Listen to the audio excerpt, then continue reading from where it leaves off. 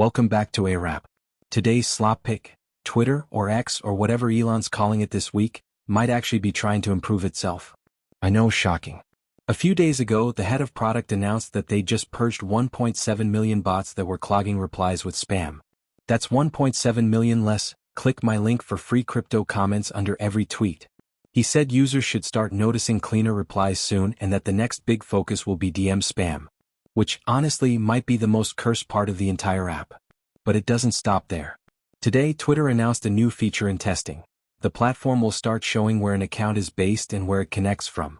For example, if someone's using the US App Store but is actually posting from another country, that info might now be visible.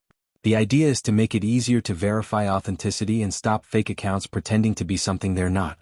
Now, that sounds great on paper, until you remember that this is Twitter, a site powered by chaos, misinformation, and arguments about breakfast. The same head of product pointed out a few months ago that one of the most common bot bios on the site included something like, Christian, Father, love my country, which, if you've spent 5 minutes in a reply section, sounds about right. But here's where it gets weird. Earlier this year, it turned out that a bunch of white nationalist and ultra-patriotic American accounts were actually being run by people in India. Yup.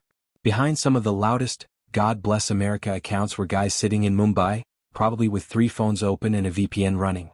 After this discovery, it became an online trend where people started testing suspicious accounts by asking them to curse an Indian god on video to prove they weren't secretly Indian. It's insane, but that's the internet for you, turning geopolitical trolling into an Olympic sport. So now, this new location feature might finally expose who's really behind those real American patriot accounts with bald eagles in their banners and Bible verses in their bios. And honestly, I can't wait. Another part of this update is that users might soon be able to see previous usernames of any account. Which, again, sounds good for transparency, until you remember your 2013 edgy gamer phase when your username was probably something like XX_NoScopeJesus_XX. Or maybe you had a private account under your full name and changed it later. Well, that'll all be visible now. So, that's going to be fun for literally no one. Still, overall, these updates do sound promising. If they actually roll out, it could make the platform at least a tiny bit less of a bot-infested wasteland. But knowing Twitter, it'll probably break within 48 hours, or Elon will tweet something like bots have free speech too, and reverse it all. Either way, it's going to be entertaining. And I think we're about to find out that about 90% of the so-called patriot accounts on Twitter are being run by someone halfway across the world. Thanks for slopping.